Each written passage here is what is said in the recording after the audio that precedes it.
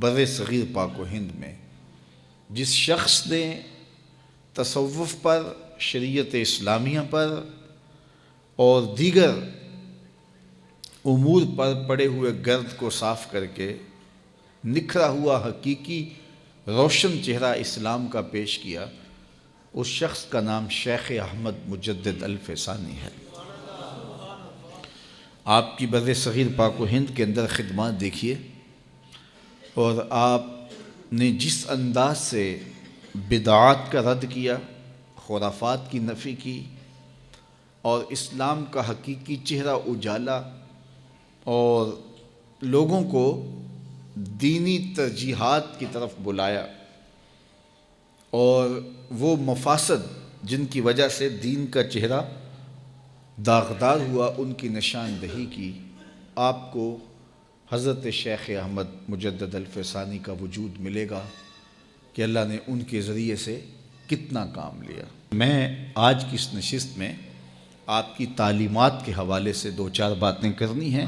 ایک تو ترجیح کی بنیاد پر آپ نے ایک بات فرمائی کہ شریعت اسلامیہ نے جس بات پر جتنا زور دیا ہے اس بات پر اتنا ہی زور دیا جائے، اور جس بات پر شریعت نے زور نہیں دیا ہے اس پر اتنا زور نہ دیا جائے۔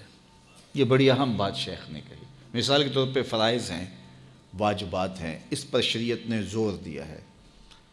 نماز کا حکم قرآن و حدیث میں 750 مرتبہ مختلف صیغوں سے آیا ہے، تو اس پر زور دیا جائے کیونکہ یہ شریعت اسلامیہ کی طرف سے اس پر زور ہے۔ تو یہ معلم کی، یہ استاد کی، یہ واعظ کی، یہ تلقین کرنے والے کی، یہ مسند ارشاد پہ بیٹھنے والے پیر طریقت کی ذمہ داری ہے کہ وہ اس بات کا ادراک رکھتا ہو کہ کس چیز کا کتنا زور دینا ہے اور شریعت نے کس چیز کا کتنا زور دیا ہے۔ اسی طرح ممانعت کے بھی درجے ہیں۔ ایک چیز ہے قطعی حرام ہے اور شریعت نے سخت اس پر تحدید کی ہے، سود ہے، شراب نوشی ہے، دیگر منہیات ہیں، تو ان پر بہت زور دیا گیا، بہت ان پر سزائیں مقرر ہیں۔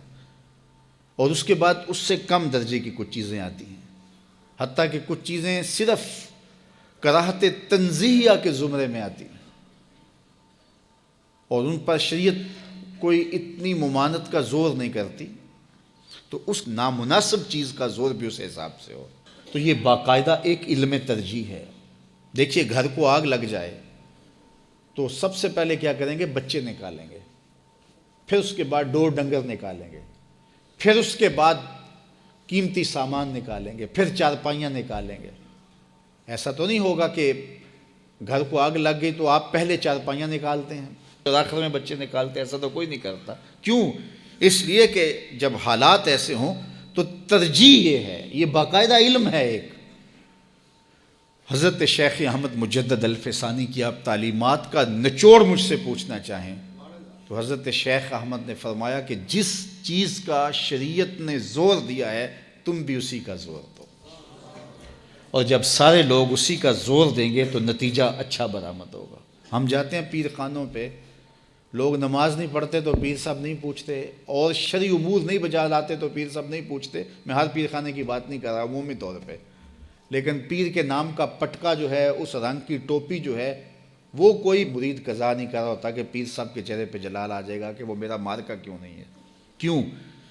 پھر زور دیا ہے تو پھر وہ قضا نہیں ہو رہا، اور اگر یہ زور نماز پہ ہوتا تو حضرت شیخ احمد مجدد الفسانی علیہ رحمہ کی تعلیمات کا نچوڑ یہ ہے کہ شریعت نے جن چیزوں پہ زور دیا ہے ان چیزوں پہ زور دیا جائے۔ دوسری بات مبدأ و معاد کے اندر حضرت شیخ احمد نے لکھی ہے، اور بڑی کمال بات لکھی۔ فرماتے ہیں کہ جو ارشاد کی ذمہ داریاں ہیں اس میں یہ ترجیح ہے کہ تدریج کا خیال رکھا جائے۔ ایک دن سارا دین کوئی نہیں سیکھتا، اور ہر چیز آہستہ آہستہ، توبہ بھی تدریج سے کروائی جائے، اور اس طرح آہستہ آہستہ آہستہ لوگ قریب آئیں گے اور فائدہ ہوگا۔